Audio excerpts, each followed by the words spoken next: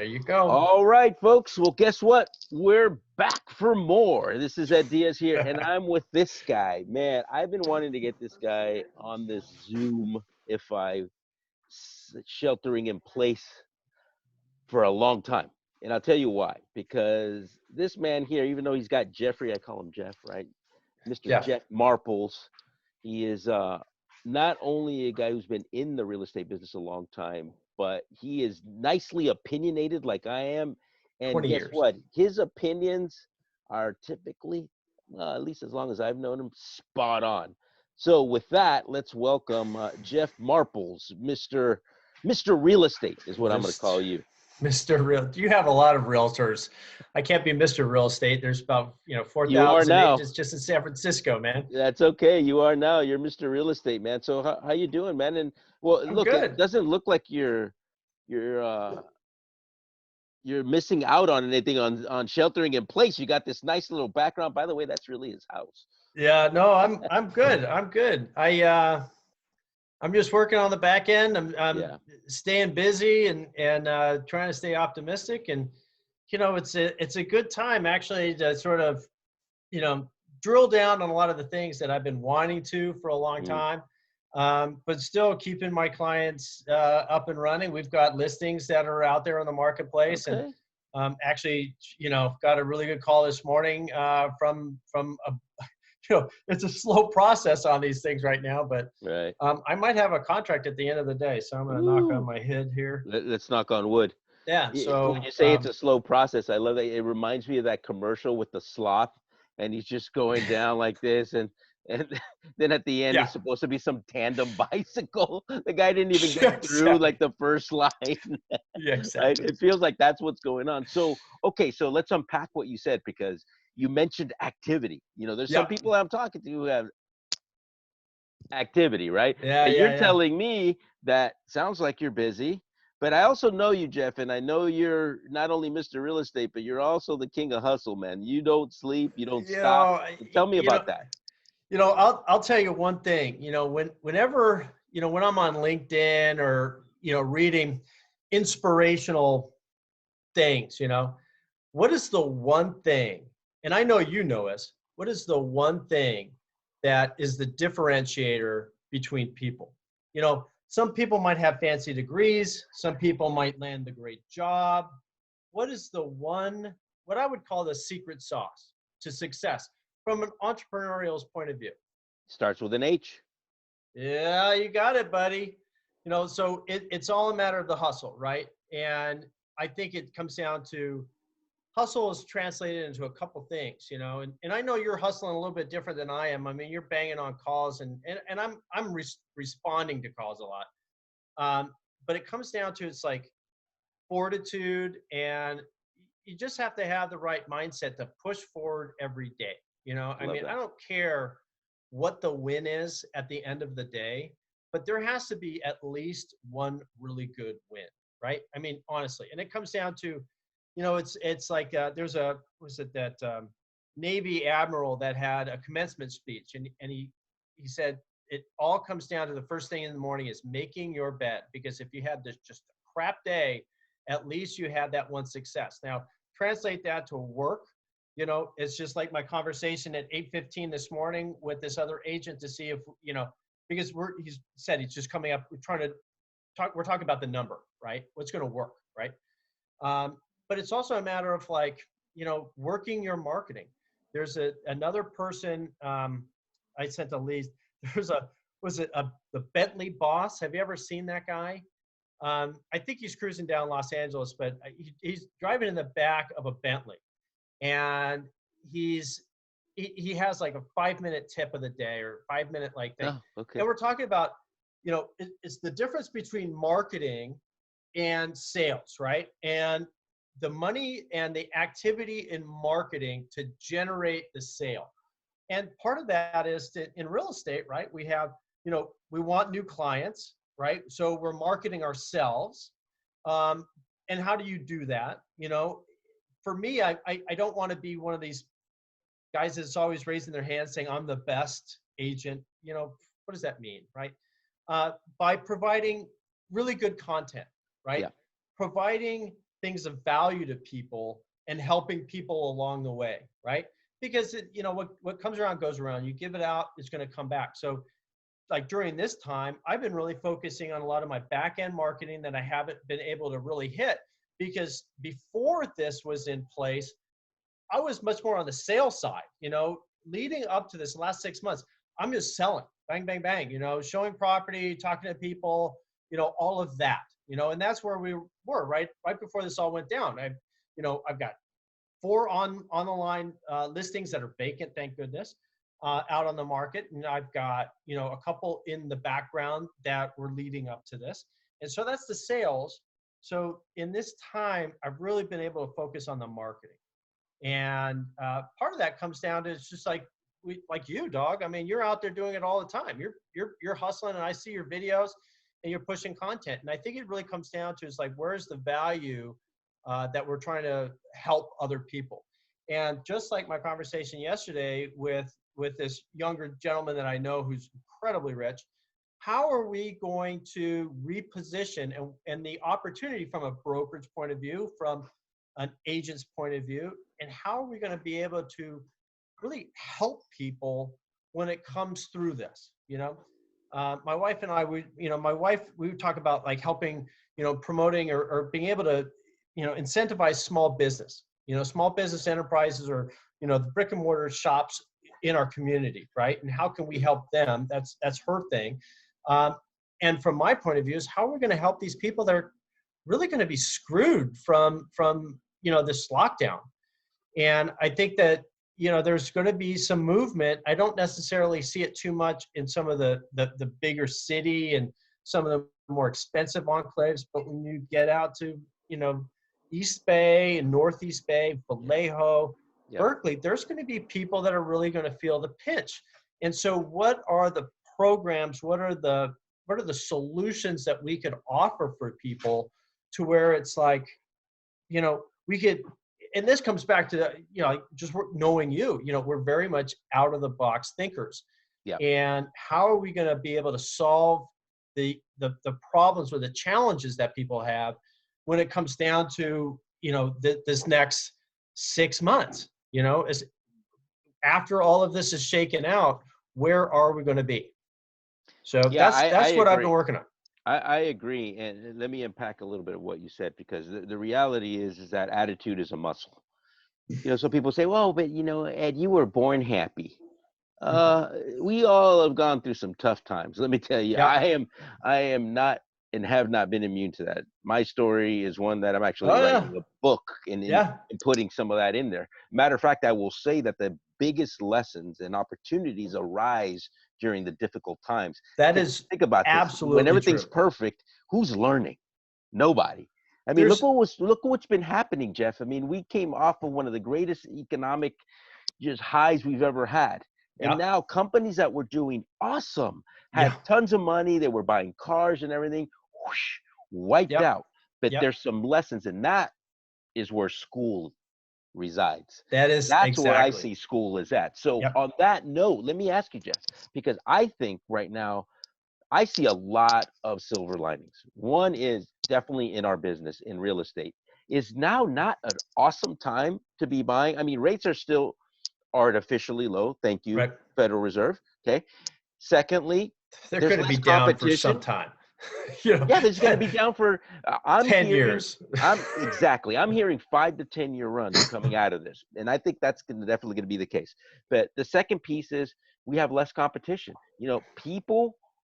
Some people freeze. You know that the number one reason why people drown is not because they don't know how to swim. It's The because they panic. stop swimming. Yeah. Right? The deer caught in headlights. And then the third, which I call this is the trifecta of real estate, and I've said this in several other videos, is the fact that you can now negotiate price. Whereas Yeah. before you have like 20 offers. Nobody's going to negotiate when they have 19 Yeah. other offers besides yours. Yeah. So Yeah. unpack that for me, Jeff. What is there So, good time or no? it's a changing time, Yeah. and I'd have to say that I'm actually, I agree with you 100%. It's all a matter of mindset. Let's start there. When I first got into this industry 20 years ago, I worked at an office in the middle of the city. And, even at that point, I'm kind of like coaching some of the other agents. They're asking me for their advice. I'm like, why are you talking to me? Go to your, I'm not, go to the broker. But that's how I've sort of mentored people a long time. And there are those people out there that there are the Debbie Downers. They come in with a giant raging, thunderstorm over their head into the office. And you're like, are you insane? And you listen to them and you're like, how do you get business? How do you even exist at a Yeah, how do certain you even get point? out of bed? Don't come near me. I don't want any of that negativity, and I really, Well, because you at the know end of the, this, right, Jeff? That negative people are professional recruiters. They're looking for other people to fill buses oh yeah, no, people that feel just like they do. yeah, stay away. So I think part of that is to say it really is the mental attitude, and we talk Yeah. about it. We talk about grit, and hustle. My favorite word in all of business is grit. And I know that it's really, honestly, it's what has defined me. It has defined me ever since I was a kid, getting into the schools, which were not very easy for me, because I had some things going on early Yeah. childhood that have transcended when I was early on, right? And it is all a matter of grit. I don't care if you It's true. are an MBA or whatever it is. The defining issue is going to be grit, and you got to wake up every single morning and have that good attitude when it comes down to it. So that's the way and also part of that, and I'll jump, is, be humble, be thankful. I am no better than anybody else, honestly. And then the other part is, I'm thankful. I've got a great family, and that's at the root of it, right? And I also have, myself. I like myself. I'm a good person, and Core values. it's just one of these things. I want to push, yeah, positive value. So when we're talking about the marketplace and we're talking about all of this that's going on, you know, at a certain point, especially those first 2 weeks, the shelter in place happened. And those first 2 weeks, I took off my listings off the market, and we're all kind of like, that's the shock and awe 2 week, right? You're all kind of like, and I'm reading so much about, I follow the economic news. I mean, that's the only news to follow, right? And so you sort of watch that, and you're listening to a lot of my people on LinkedIn, that are, Wells Fargo, Merrill Lynch, and other people that are really from the high level investment level. And, look at the T-bill, and you look at where the rates are, and you're like, that's going to be stable for some time. Leading up to it, remember what Jay Powell was doing all last year, because the way I look at it in the San Francisco market and a little bit of exterior, I really work in San Francisco and Marin County, but, my reach goes beyond that in some cases. But when you're looking at it, you're like, well, certain parts of the market have been fairly soft for the last 18 months, right? I mean, when you're talking about higher luxury units that are 3 million, 4 million in the condo market, Yeah. they're not going anywhere in the Yeah. last, say, ever since Labor Day of last year. That $2 million price point down in South Beach has been really hard. Single family homes have always produced, good results, right? But it's always been price sensitive.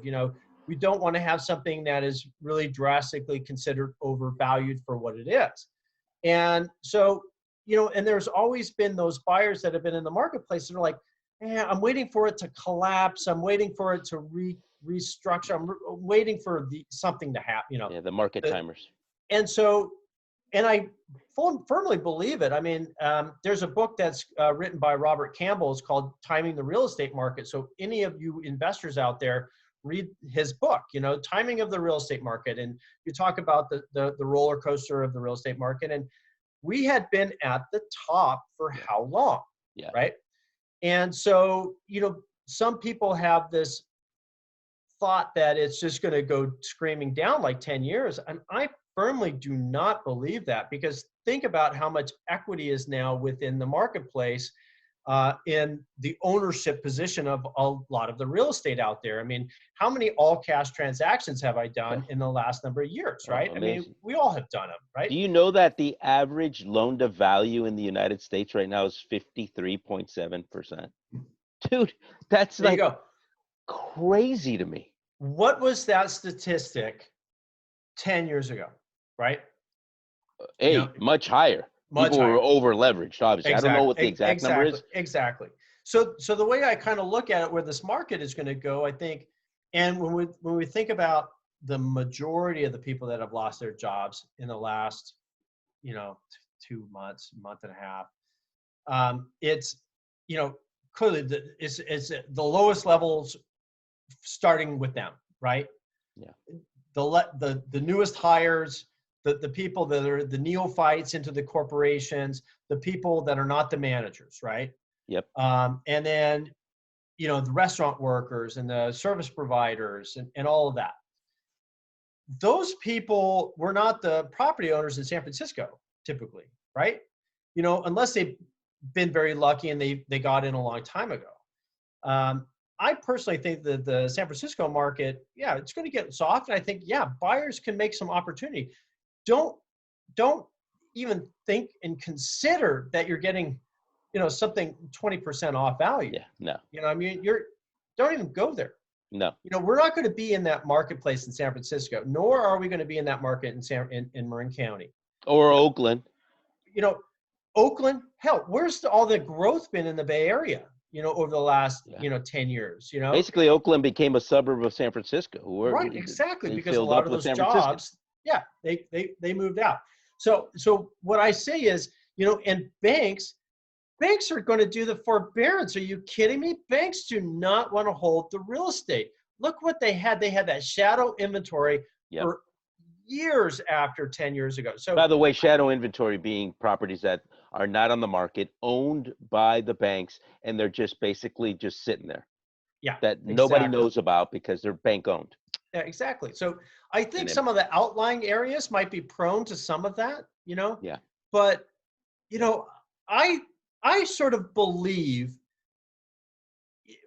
let's look at it this way. The unemployment just went up, was it 10% now? 15%? I don't know. That means 85% of the people are still employed, Yep. right? Yep. That also means that people have good jobs and they're still working. Yep. And I think it's going to change people's calculus. I also think that those people that are in jeopardy are going to be able to do forbearance and just tack on to the end of this, right? My bottom line is I think the economy needs to start really opening up gradually. It's not going to be a flashing the light switch, but I also think that, you have to be optimistic in this stuff. I mean, look at the Dow. Okay, there's going to be volatility in the markets. There's going to be volatility. You're not going to get around that for a little bit, right? But we've already made up half of our downfall. Mark went, and then we're already halfway up, right? And yeah, last week was a little volatile. We've got oil issues that are going on, and people have to understand the economics regarding oil and how that impacts the economy. I think a lot of people just don't understand that. So the way I kind of look at it is, you are absolutely right. There's going to be a really good time to buy. You're going to be able to find those opportunities, and that's where, like, hell, I was even out there on Sunday or Saturday looking at properties in Dogpatch, and because A, they're vacant and I can get into them, and two, that is the exact sentiment that my client made. He goes, that's why we're out here today looking, because I want to get into something, because I think that 2 weeks ago it was dead, but I'm pushing, and I'm going to keep on pushing for those wins every day. And that's the way that the flow is going to come back. That's the way things are going to start happening. Just like if I could get this offer on this one property today, the flow is happening. So I think that, say half of the inventory came off the market, half of that inventory went whole. And the reason why is because you can't show it, because it's owner occupied. Yeah, What exactly. owner's going to want you in that property? No. But for those homeowners, and that's what I'm going to talk to my other client about right now. And actually, I do have another client that his unit was supposed to go vacant at the end of last month. We wanted to clean up the unit, right down in Financial District. I mean, beautiful big place in the Financial District. And so we're kind of like, hey, if we have a vacant unit and people are out there buying, yeah, it's a little bit more challenging. I don't think we're going to see open houses anytime soon. But if we Mhm. can make arrangements to make these things happen so I could show the units, why not? Yeah. So Why what do not? you recommend people do if the people that are watching right now who are buyers and sellers? Give me a quick little 3 bullet points for each of what are your recommendations if you're a buyer, and then what are your Three recommendations if bullet you're a points seller? for buyers. Let's start with buyers, right? Yeah. You know, buyers have to play off the motivations of the seller, right? They have to have always a reason to push the price down, right? Yep. You make your money in real estate when you buy it, right? So, if you're pushing the prices down, because look, and I say 5% for a reason.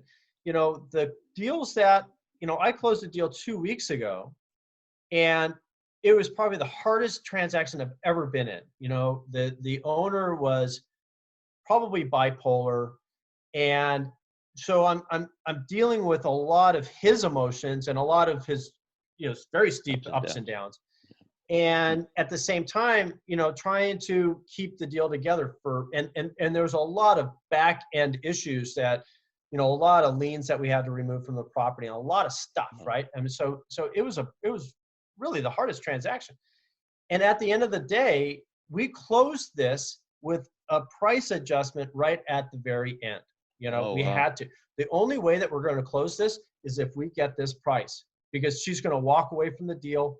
And I know that she was 100%, she was going to walk, because we've been stringing her along, Mm. and just giving her encouragement to say, that we got the clearance on this lien. We got this thing done. We got this, just moving the process along. And I think that's part of what, that's what, from my point of view, look at my email signatures, Jeffrey Swiss Army Knife Marples, because taking care of a challenging Yeah. situation there and achieving those things.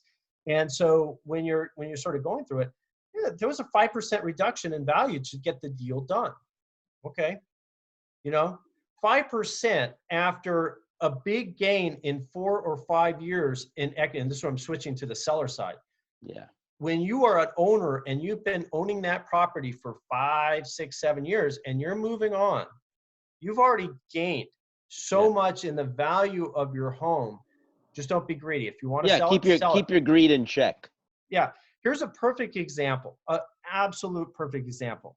One of my coworkers who I've worked with for 10 years, part of my team, absolutely phenomenal guy. He had, we had a client over in the East Bay, a multi-million-dollar piece of property on Oakland Hills, fabulous piece of property. And that was about a year ago, 2.5 years ago. And you can see that was when we kind of plateaued, right? Because as I Yeah. said, the market went up. We kind of been plateauing for a little bit. And now we're come down, which I think personally, I love, because it's distinct. It's direct. You know exactly that the market changed. You know exactly what you need to do. It's not like an if anymore. It's like, oh, what if the market changes? No, no, no, no, no. The market changed overnight, and we're at the bottom, and we know where we're at. And that's it. Yes, price has to adjust a little bit for that bottom, but that the pain has already been felt. So I'm very happy on that regard. And then that's where it comes down to opportunity, as we always talk. But Yeah. then you're looking at the buy side, and you're like, okay, well, you want to come in that 5% less. Sellers who own the property for 4, 5, 6 years that have seen that big gain. Okay, yeah, you know what? You missed the timing of the market. Sorry, you did. Yep. You should have sold it really 2 years ago, and it wasn't even 6 months ago. It was 2 years ago.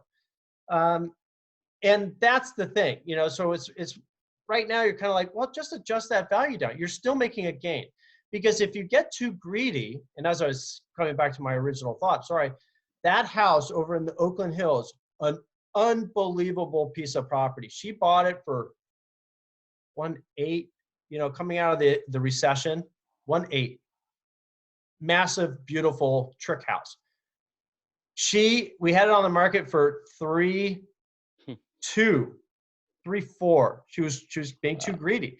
She was not taking our recommendation. So yes, we put it on the property on the market. we've always trying to get a price reduction. We were able to get a contract that came in less at 3.2. Phenomenal price. We're like, you better take this deal. Yeah. Take it. Quick. And you know what? She didn't take it Mm. because she wanted 3.4. Blew the deal. And we're like, we're out. I mean, at a certain point, you got You got to cut your losses. You're Because not it's law realistic. diminishing returns. She sold that property and she lost off of that transaction. She would have made an extra $400,000 if she took our recommendation. She sold that property for like 2.6, 2.7 Oof. with another agent. Wow. So for you sellers out there, you know, don't be greedy. Price it really well. Make it shine. Make that unit shine as best as you can. If you are owner occupying it, don't put it on the market yet. You know, you have to have a plan though for it. So, you know, in this time that, you know, because some people's time, you know, they're already accepted a job or they're relocating. Yeah. Their plans have already been set. Totally. Yeah, they're You know, gone. so, you know, or if you're like so fed up with the city right now that you're locked down that you want to move outwards anyway, if it's not vacant, then, you know, we're not putting it on the market necessarily, right? I mean, we could gain attraction through posting it on Top Agent Network and start building a list of viable other agents and whatnot that would work with you. But, you know, in this point, it's like me and my own business. Make your plan. You know, if you need it painted, okay. You know, what are we looking at?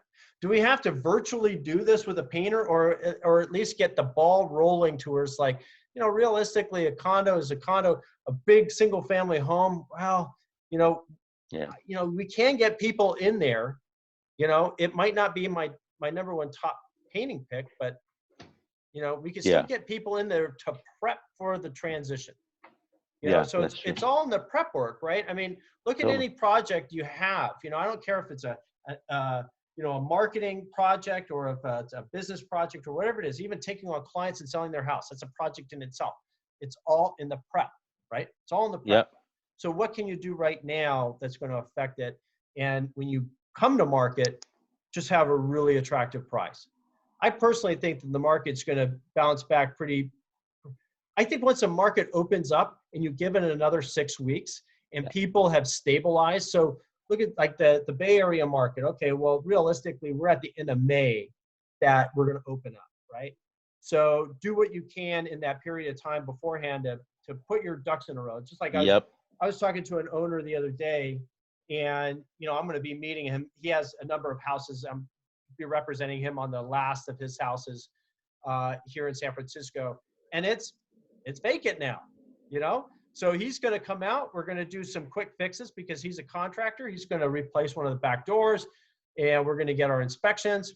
We're putting that thing on the market, you know? And so I think that realistically, I think people will get comfortable maybe in middle of May, June, July, because, excuse me, I don't think that we're going to have a normal market.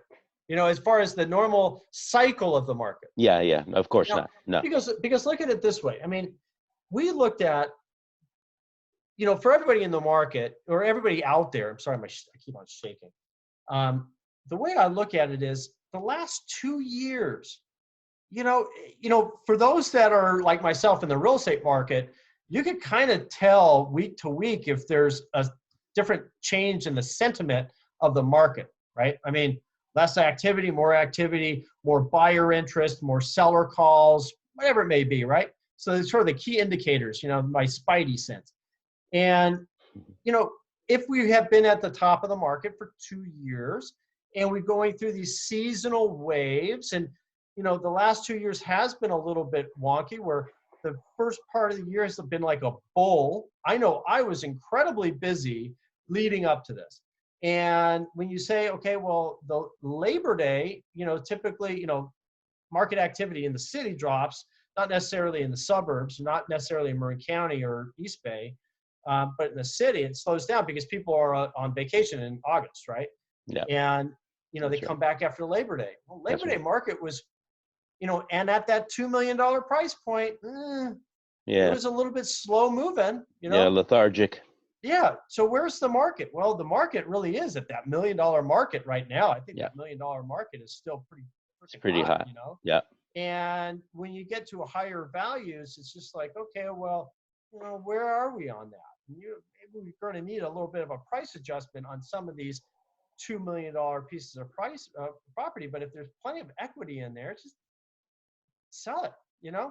I don't know if necessarily, my one question is really for those people down in South Beach or could have a good rental unit. We still want to make sure that the city and the venture capital groups that are around South Park, those 14 VCs, are going to keep, putting money into young startup companies in the city of San Francisco. I think there's going to be a down period, but good, from when I follow the VCs and, the entrepreneurs that I find out there, those good companies, they're still going to rise above the rest, right? Those companies that are not so great or not making money, those are the ones that are going to be in jeopardy, Yeah, and right? falter. Yeah. So But it they were comes going to do down that to, anyway. well, exactly. So from the way I look at it is, I'm actually glad, and it's as painful as it is, I'm glad that it went down real fast, Yeah. and we're going to be finding a bottom real fast, and then it's just a building up, right? Yep. And I think if you think about it, you're like, okay, well, this is going to be a major event. We had 10 years of growth after the recession, job growth. We had employment growth. We had wage growth. I think we're going to come back, and I think we're, I do for too. the people that are in San Francisco and the Bay Area, you've really got to be blessed. I mean, as hard as it is, as I say, be humble, but count your blessings, because at the end of the day, we're not in some of these other markets that are the tertiary markets that are really going to feel it. Those are the areas that are going to be a little bit more impacted, Yeah. I love it. versus us. I love it. Words of real estate wisdom by Mr. Jeffrey Yeah. Marples. There you go. Sorry, So sorry if I'm long-winded. It no, was a that's simple okay. You and question. I have the same disease, my friend. So for what I call the checks, Yeah. make sure you check your attitude, make sure you Yeah. check your greed, Yeah. check your planning, and check your grit. He's Yeah. right. Grit Yeah. always wins. Right now there's that whole Michael Jordan, The Last Dance. Go watch it. He was Yeah. cut from high school basketball, if you can imagine that. So, Jeff, how do people get a hold of you? Oh, I have multiple sources. I do. I'm very, my first and foremost, my best way to get a hold of me is my email and my cell phone. So my cell phone is 415-336-9695. My email, jeff@jeffmarples.com. I run a couple websites. I run sanfranciscocondomania.com, which is a phenomenal website. We get an insane amount of traffic to it. I get about 5,000 unique visitors every month.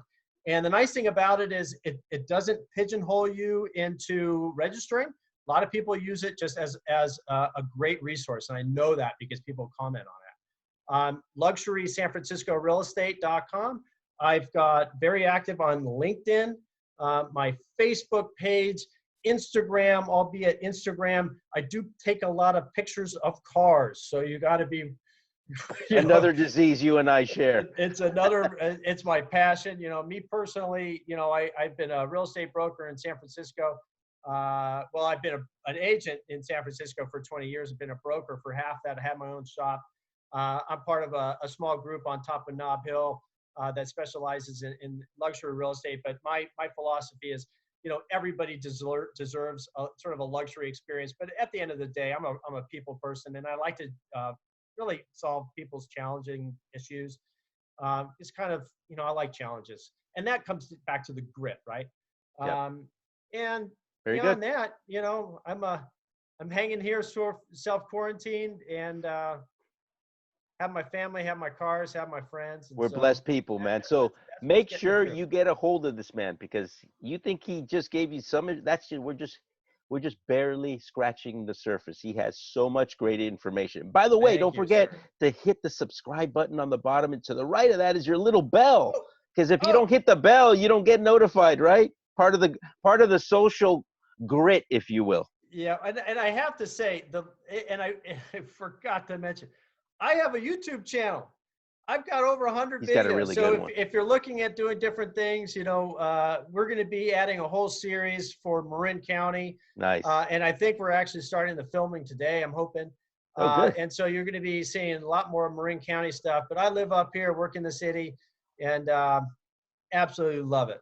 I have a great balance in my life. So Well, there you um, go. Make there sure you that go. you reach out to him. Thanks again, Jeff. Have a great day, buddy. Be Thanks, well. bud.